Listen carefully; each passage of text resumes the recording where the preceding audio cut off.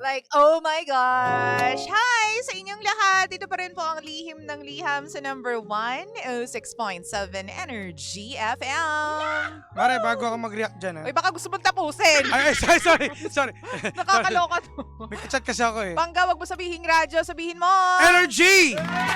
Partner, ito, sorry na. Kainis to. May chat kasi ako eh. Yan tayo nagtatrabaho Si, tapos may kachat. May pinababate si Zel Panginiban ng aking kaibigan si Sean Hi! Gonzales. Ayan. O, yan, okay. Oto, game. O, ano na, ha? Oy, dala mo ba yung mga, dala ko. ano mo dyan, mga pambato mo dyan? Isa lang naman magiging reaction pa rin dyan eh. Ano? O, pumunta mo na sa Facebook page, Energy FM.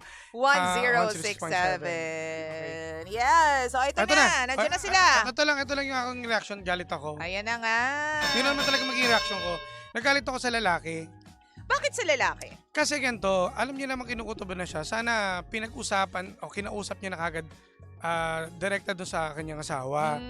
Ngayon, tapos pinatagal niya pa, alam mo, kasi kung yung time na yon na alam niya yung tricycle driver, O, tricycle driver. kalaguyo ni Mrs.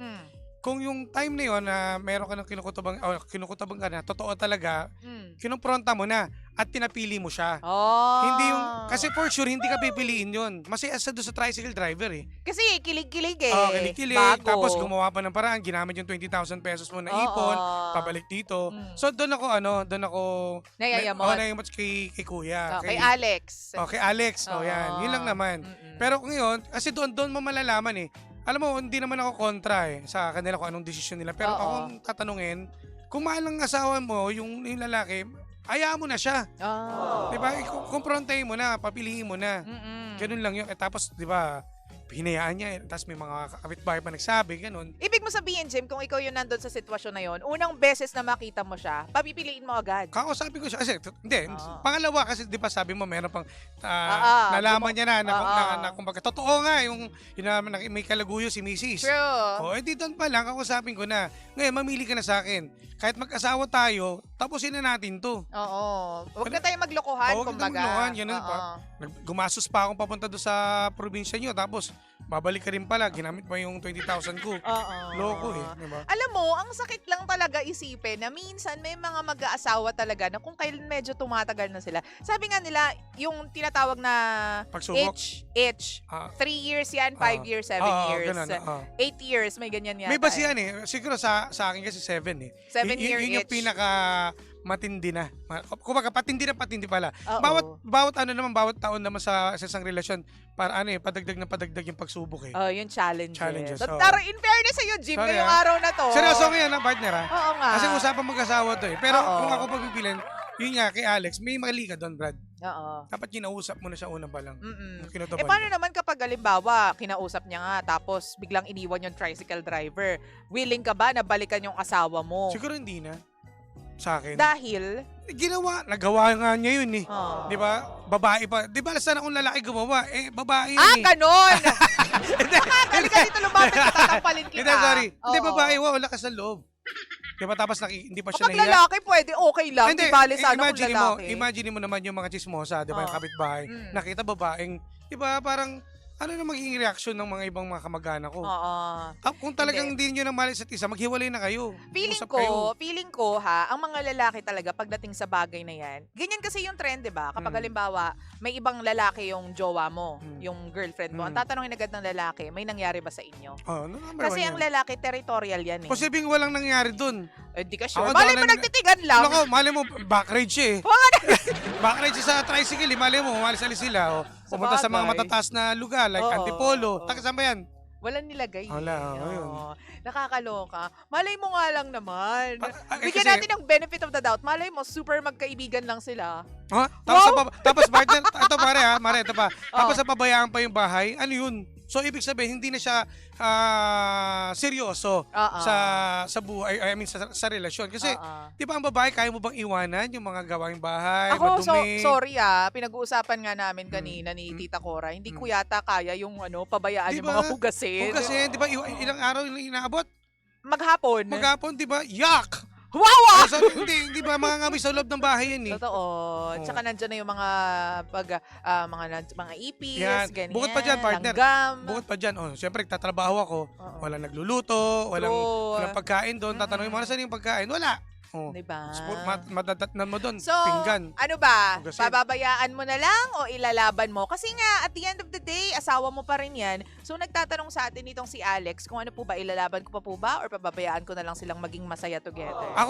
Sinabi ko yung opinion ko ha. Oo. Pero it's your decision. Kung anong It's kung your gusto mong decision. tanggapin pa siya, Ah.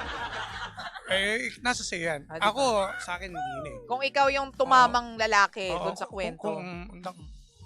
Ikaw, talaga. partner, ikaw. Ako siguro... Tapos kung- luluhod pa siya, baka sipain ko pa siya. Hoy, grabe ka!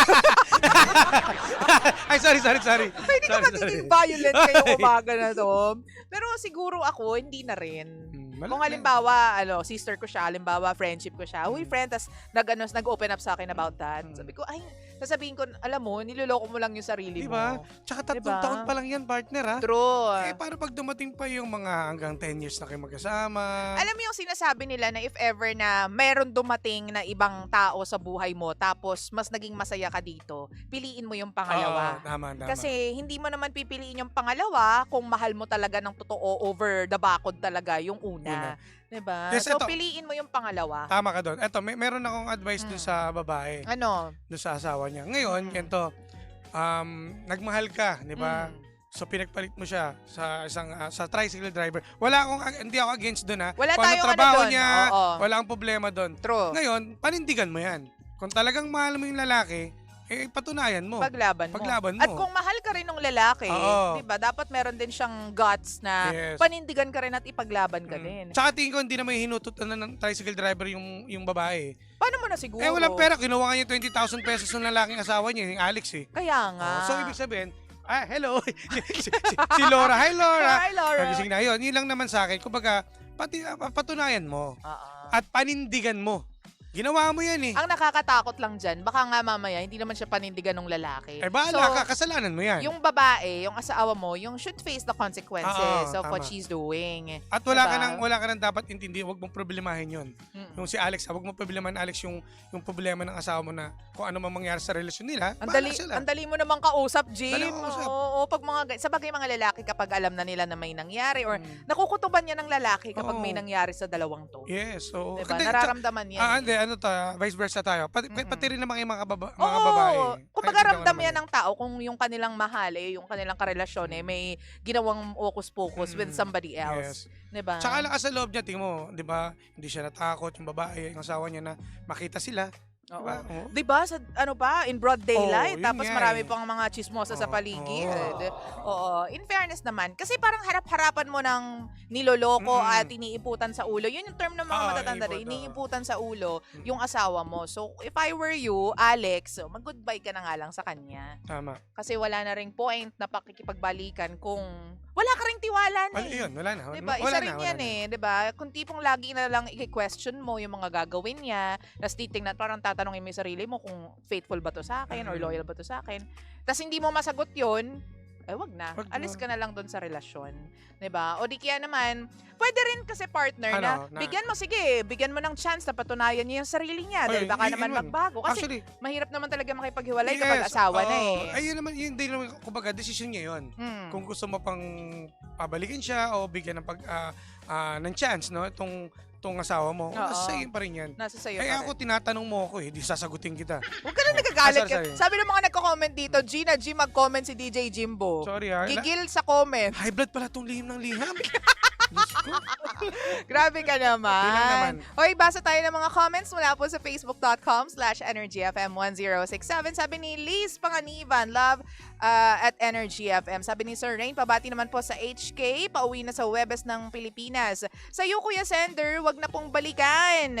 Dahil nagawa niya na po noon at magagawa ulit ngayon. Kung gusto mo bumalik, she needs to earn your trust again. Yan. Sabi niya. Ito sabi ni Mi de la Vega. Oo. Sabi niya, Kuya, ano pa ba nga hinahanap mo? Advice. Ito obvious na iniwanan mo na eh. So, know your worth and also your value. Tagasan ka ba? Punta ka sa Laguna, Char. Bakit? Shout out ng mga taga-Canada. Hello. Kikitain niya nga. Ganun, grabe siya. Sabi pa ni Sir Rain, pabati naman po. Ito, nabasa na natin yan. Hello naman kay Ate Elizabeth Corpus, na talaga naman pong present na present ngayon. Ganun din si Marlene Pakulanang. Magandang umaga. And Eto, partner. thank you ulit kay Thank you ulit kay Marlene. Merlin. Nabasa mo to, partner? To. Oo, nabasa ko na yan. Ayan, ha. So, yun po yung para sa aming dalawa ni Jim. Nasa sayo yan talaga. Pero kung kami yung tatanungin mo, unti-unti ka nang umexit doon sa relasyon. unless kaya mo pa siyang patawarin dahil at the end of all this, asawa mo pa rin siya Diba? Kumbaga, kayo pa rin ang maayos niyo yung dalawa. Sure thing, madaling magsabi, madaling magplano, naiiwan na kita at madaling magpadala sa mga emosyon natin dahil bago pa nga yung mga pangyayari. But, asawa mo pa rin. At mahirap kapag nandun ka na sa proseso. Correct. Kung talaga pagbibigyan mo siya, mag-ayos kayo, hindi gantihan mo rin. Huwag magkakatihan, nakakaloka ka. Sorry. Joke lang yung Alex. Ano ba? Peace tayo. Yan lang. Pinapatawa ko lang si Alex. Okay? Ay, nako. Hoy, send lang po kayo ng stories dito po sa amin sa Lihim ng Liham. Punta po kayo sa Energy FM 1067. At sa akin po, sa Facebook page ko po, DJ Jimbo. Pwede rin. Pwede rin sa akin, Lindsay 1067. Huwag po kayong mag-alala. Again, nababasa ko po lahat ng mga sinisend ninyo. It's just that, ang dami pong kailangan gawin. Alam mo, partner, ang dami. May nakaline up pa sa'yo. Di ba? Sinend ko siya. Dami. Meron pa. Abangan niyo. Hindi po scripted to. Totoo po ito, mga Totoo pangga. po ito, mga pangga. Salamat po sa tiwala. Ha? Maraming salamat po sa inyong lahat. And tomorrow is another day, another Lihim ng Liham. Kaya naman samahan nyo pa rin po kami, same time, same frequency. Mga pangga, susunod na ang Baklitas! Dito pa rin yan sa number 106.7 Energy FM. Pangga, mong sabihing radyo. Sabihin mo! Energy!